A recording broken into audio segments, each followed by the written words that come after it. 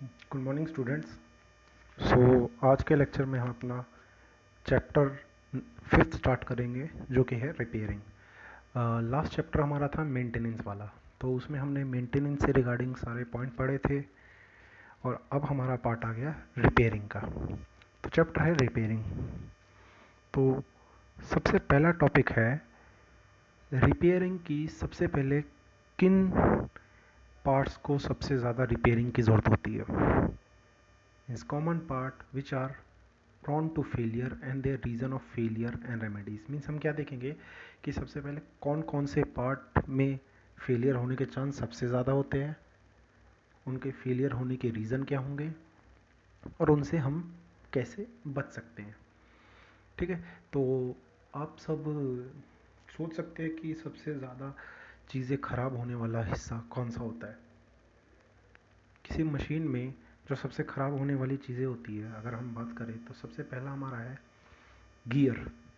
Gear में सबसे ज़्यादा चांसेस होने की वजह हमें पता है, गियर सबसे ज़्यादा पावर ट्रांसमिट के लिए हमारे यूज़ करते हैं हम। दूसरा, दो गियर के बीच में मैशिंग होती है, जैसा इसमें शो कर रखे हैं, देखिए मैशिंग है। अब जब गियर काम करेंगे तो होगा क्या, गियर के बीच में फ्रिक्शन क्रिएट होगा। फ्रिक्शन क्रिएट होगा तो होगा क्या, फ्रिक्शन क्रिएट होने की वजह से वियर टियर होगा एंड फाइनली आपका जो पार्ट है उसमें ब्रेकडाउन हो जाएगा। तो गियर वो पार्ट है जिसमें फेलियर होने के चांस ज़्यादा होते हैं।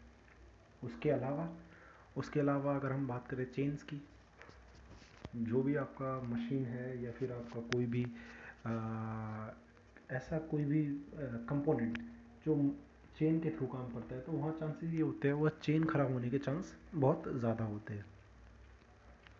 एक एग्ज़ाम्पल अगर मैं दूँ, हम जो बाइक यूज़ करते हैं उसमें होता क्या है कि हर 2 महीने में या 3 महीने में हमें चेन टाइट करवानी पड़ती है।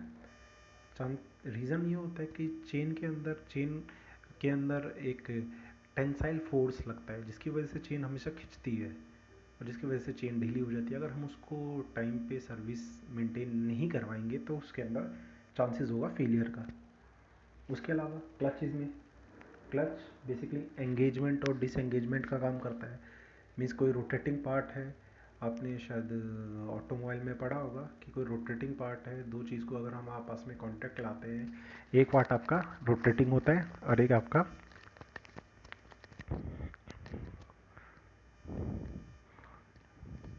मान लेते हैं ये आपका रोटेटिंग एलिमेंट है, ये रोटेट कर रहा है बहुत तेज़ स्पीड से। ठीक है, सेकंड पार्ट ये है, हमें यहाँ से इसको एनर्जी भेजनी है, तो हम क्या यूज़ करते हैं, हम क्लच यूज़ करते हैं। क्लच इसको और इसको एंगेज करवाता है। अगर ये रोटेट करेगा बहुत ज़्यादा स्पीड से, इसके अंदर रोटेशन होगी, तो जब ये इसके कांटेक्ट में आएगा, जब दोनों आपस में कांटेक्ट में आ जाएंगे तो वो पार्ट भी रोटेट करना स्टार्ट कर देगा।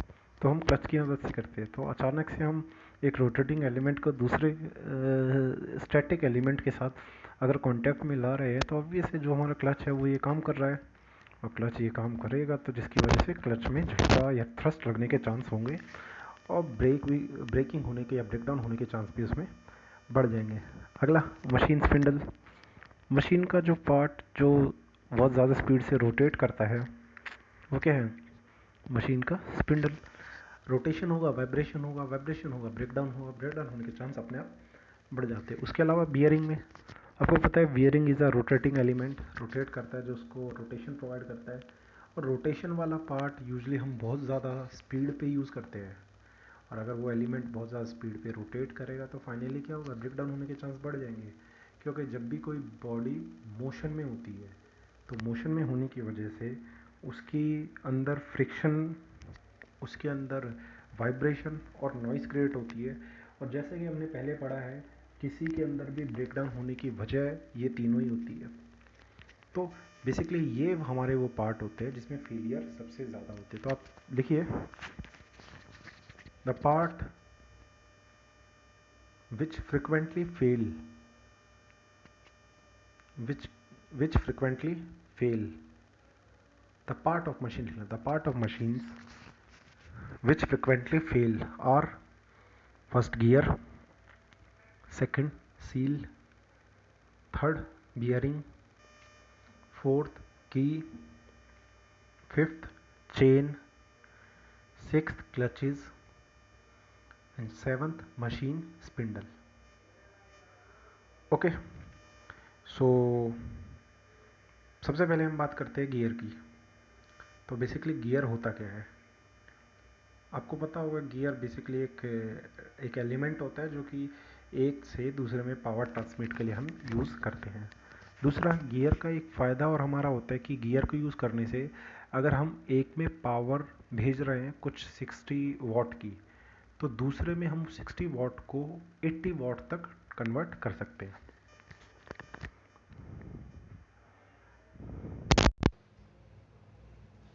बेसिकली मान लेते हैं हमारा गियर है और उसके बाद ये हमारा छोटा गियर है। अगर मैं गियर को इसके कांटेक्ट में लेके आऊँ तो होगा क्या, इसका जब एक रोटेशन कवर होगा तो छोटे वाले का हो सकता है 3 रोटेशन कवर होगा। तो इनके अंदर स्पीड का रेशियो कितना है? 1:3। तो अगर जितनी ज़्यादा इसकी स्पीड बढ़ेगी, इसकी स्पीड उससे 3 गुना ज़्यादा बढ़ेगी, तो हमें पावर लगभग 3 गुना ज़्यादा मिलने के चांस होंगे। तो पावर का फॉर्मूला क्या होता है? एफ इंटू में वी, और V equals to R omega. इसका मतलब जिसका ओमेगा बढ़ेगा उसकी पावर भी बढ़ेगी। तो इसका रोटेशन इसके रोटेशन को कितना टाइम से बढ़ा रहा था? 3 टाइम्स, 3 गुना। तो पावर भी लगभग 3 गुना बढ़ जाएगी। तो इसलिए गियर हमारे क्या होते हैं, जो पावर ट्रांसमिट के लिए यूज़ करते हैं, और यूजुअली कौन सा? रोटेटरी मोशन प्रोवाइड करते हैं। तो लिखते हैं gear can be defined as the tooth element which is used for transmitting rotatory motion from one shaft to another। देखिए आपको दिखाई दे रहा होगा, एक शाफ्ट से दूसरे शाफ्ट में पावर ट्रांसमिट करवाते हैं आपके gear.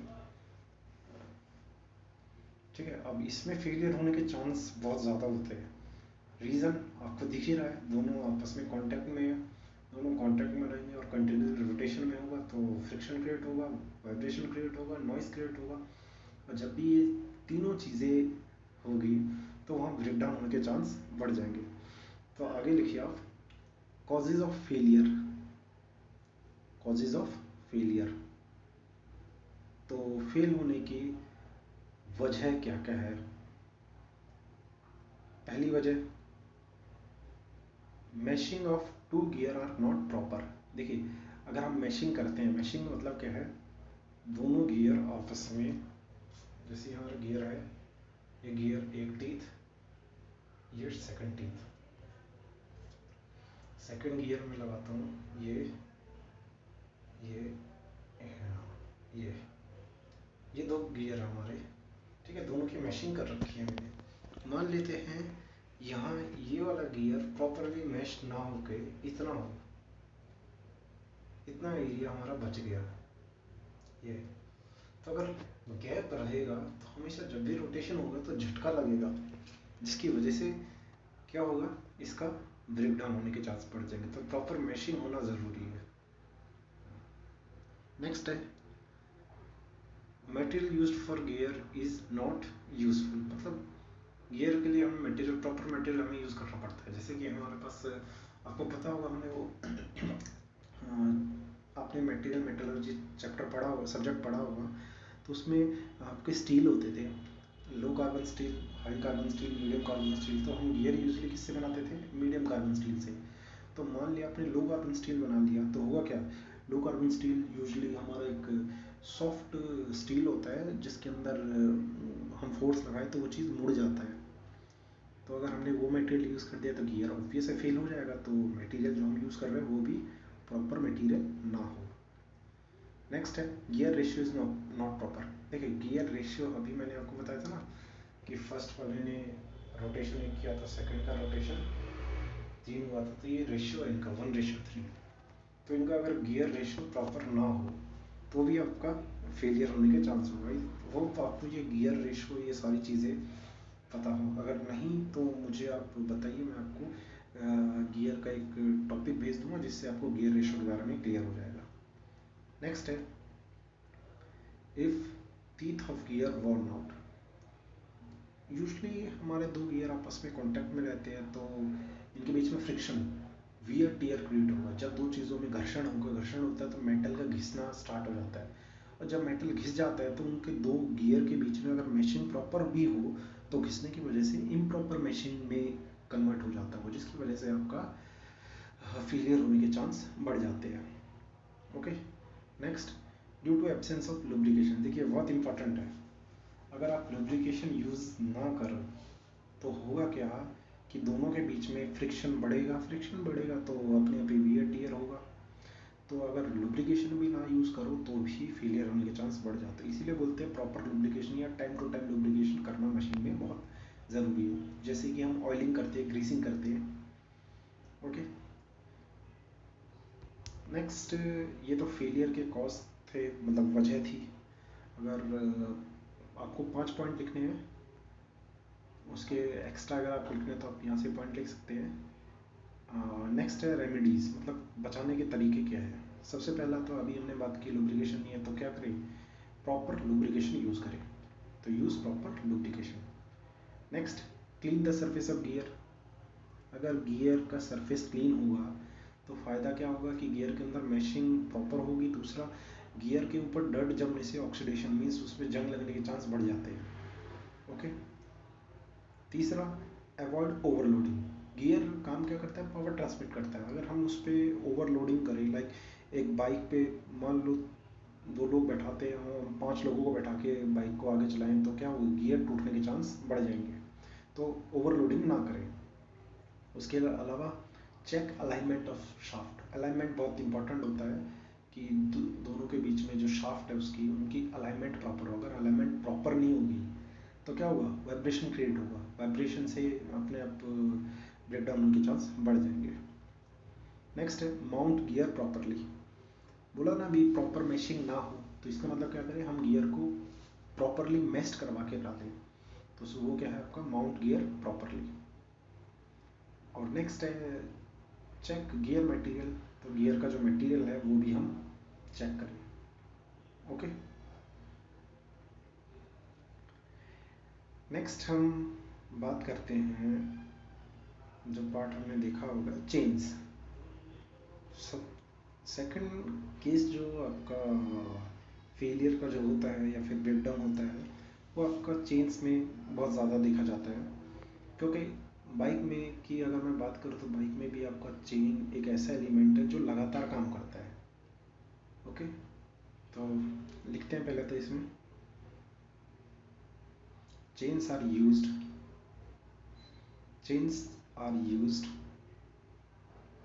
For power transmission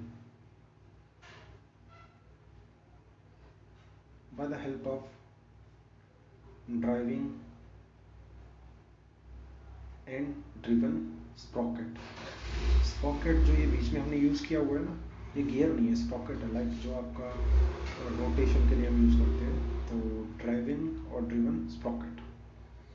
okay, power transmission के लिए यूज़ करते हैं। यूजली आपका बाइक की अगर हम बात करें तो इंजन आपका आगे होता है, आगे से पावर पीछे वाले टायर में पहुंचती है और मूवमेंट होती है। लिखिए कॉज क्या होंगे। सबसे पहले तो अगर हम बात करें तो ऑब्वियसली जो चेन है वो एक प्रॉपर स्पीड के लिए बनी हुई है, एक स्पीड मेंटेन करने के लिए बोलते हैं कि एक प्रॉपर स्पीड हो, ताकि एवरेज या बाइक की में बहुत सी चीज़ें मेंटेन करने के लिए एक प्रॉपर स्पीड होती है। तो अगर हम स्पीड से ज़्यादा अगर मशीन को चलाएं तो उसमें फेलियर होने के चांस क्या होंगे, सबसे पहले चेन टूटने के चांस होंगे। तो if speed is more than 15 metre per second then there is a break down. ठीक है, 15 मीटर एक सेकेंड में, इससे ज़्यादा आपका चेन ब्रेक हो जाएगा। नेक्स्ट, सबसे मेन जो रीज़न होता है फेलियर का वो होता है इम्प्रॉपर लुब्रिकेशन। लुब्रिकेशन ना दो तो this is due to lubrication, lack of lubrication. Next, एक और रीज़न क्या होता है कि कभी कभी हम चेन टाइट करवाते हैं और हमने बहुत ज़्यादा टाइट करवा दी चेन, तो भी चांस ही होंगे। तो क्या होगा, chain is too much tight. ठीक है, दूसरा बहुत ज़्यादा टाइट किया तो भी प्रॉब्लम आई, और अगर बहुत ज़्यादा लूज़ हो तो भी, क्योंकि लूज़ होगा तो वाइब्रेशन क्रिएट होंगे उसमें। तो क्या लिखेंगे, if the link after chain are loose, तो अगर लूज हुए तो भी आपका चांस होगा उसके ब्रेकडाउन का। ओके, ये तो रीज़न थे, कॉज थे चेन के टूटने के। अब रेमेडीज चेन से बचने की, तो पहला तो यह है कि स्पीड हमेशा 15 मीटर पर सेकंड से कम हो। ठीक है, तो speed should be less than 15 metre per second. Next, obvious अभी बोला था लुब्रिकेशन, प्रॉपर लुब्रिकेशन नहीं होगा तो क्या रखना है, proper lubrication of chain. Okay, next, inspect the chain periodically. Inspect the chain periodically मतलब टाइम टू टाइम चेन को एक बार चेक कर लिया जाए कि चेन प्रॉपरली सही है कि नहीं है। जैसे कि हमारी बाइक में जब चेन लूज हो जाती है तो हम उसे टाइट करवाते हैं, तो ये प्रॉपर मेंटेनेंस है, तो ऐसी मेंटेनेंस चेन में होनी चाहिए। नेक्स्ट है replace worn out Sprocket. Sprocket अभी याद है ना क्या बोला था मैंने, स्प्रॉकेट ये जो चेन के अंदर ये जो लगे हुए हैं, गियर नहीं है, स्प्रॉकेट्स है, इनको कंटिन्यूसली अगर ये वॉर्न आउट हो गए हो तो इनको भी हमें हटा देना चाहिए। क्यों, अगर वॉर्न आउट हो गया होगा तो चेन के बीच में और इसके बीच में कुछ ना कुछ गैप होगा, जिस गैप की वजह से इनके बीच में फ्रिक्शन क्रिएट होगा, और फ्रिक्शन और वाइब्रेशन क्रिएट होगा, और ब्रेक डाउन होने के चांस बढ़ जाएंगे। ओके, नेक्स्ट है lose the chain if it is too much tight. Okay, last है चेक द अलाइनमेंट। अलाइनमेंट बहुत इंपॉर्टेंट होता है, क्योंकि अगर मिस अलाइनमेंट हुआ या अलाइनमेंट प्रॉपर नहीं हुआ तो वाइब्रेशन के चांस ज़्यादा होंगे, और वाइब्रेशन की वजह से ब्रेक डाउन बढ़ जाता है हमेशा। नेक्स्ट है आपका क्लच। तो एक पार्ट जो है कि जो एंगेजमेंट और डिसएंगेजमेंट के लिए यूज़ होता है, आपने शायद आपका अपना ऑटोमोबाइल चैप्टर पढ़ा होगा, उसमें क्लच के बारे में आपको बताया होगा कि क्लच बेसिकली किस लिए यूज़ करते हैं, एंगेजमेंट और डिसएंगेजमेंट ऑफ ड्राइविंग और ड्राइविंग शाफ्ट। एक से एक शाफ्ट रोटेट करेगी, अगर उसको एक स्टैटिक मतलब रुकी हुई शाफ्ट के कांटेक्ट में लाना है तो डायरेक्टली कांटेक्ट लाएंगे तो झटका लगेगा, तो झटके से बचने के लिए हम क्या लगाते हैं, क्लच यूज़ करते हैं, जिससे कि हमें वो झटका थ्रस्ट ना लगे, तो इसीलिए क्लच को यूज़ करते हैं। तो लिखना, clutch is a mechanical device use to connect और disconnect the driven shaft from driving shaft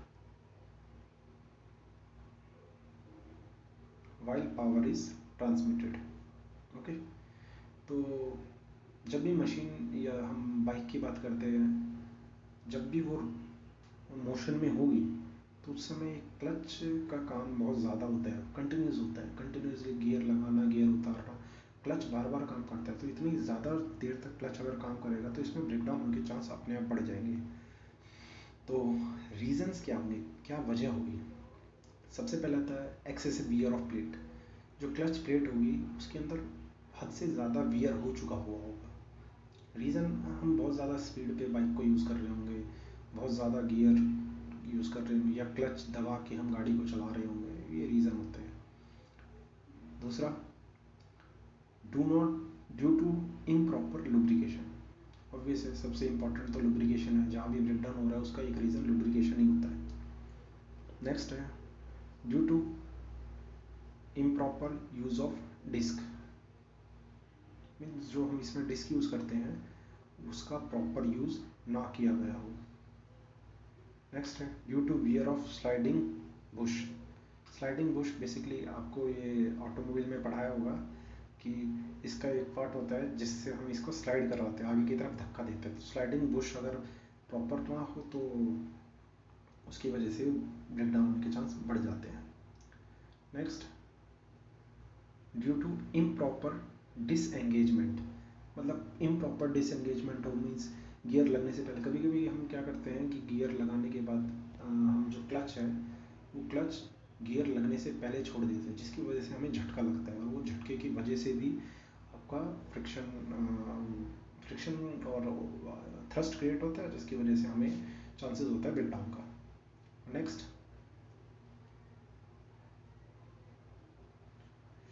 due to surface wear, ठीक है। तो वो जो सरफेस होगा जो कांटेक्ट में आ रहा है उसके वियर होने की वजह से भी, क्योंकि बार बार कांटेक्ट में रहेगा तो वियर एंड टियर होना लाजमी है। नेक्स्ट है इससे बचने के तरीका तो सबसे पहले है क्लीन द डिस्क आपका प्रॉपरली क्लीन रहे। कोई भी उसके ऊपर अगर मान लीजिए कोई पार्टिकल रहेगा तो पार्टिकल की रबिंग होगी, वो डिस्क को ही नुकसान करेगा। नेक्स्ट है replace the worn out plate. अगर कोई प्लेट वियर टियर हो चुका है तो उसको रिप्लेस कर दिया जाए, चेंज कर दिया जाए। Next, check the lubrication film को भी चेक करना, टाइम टू टाइम चेक करना चाहिए कि हमें लुब्रिकेशन फिल्म फिर से नई चेंज करना है, लुब्रिकेशन करना है कि नहीं करना। और नेक्स्ट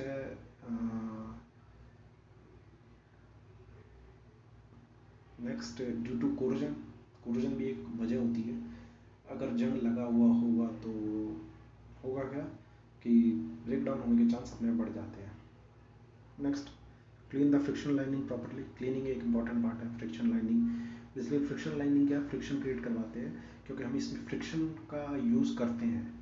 इसमें दो चीज़, एक पार्ट आपका रोटेट करेगा, अगर हम उसको दूसरे कॉन्टैक्ट में ला रहे हैं तो फ्रिक्शन एक पावरफुल फोर्स होता है जो कि एक दूसरे को चिपकाता है। लाइक एक एग्जांपल दूँ,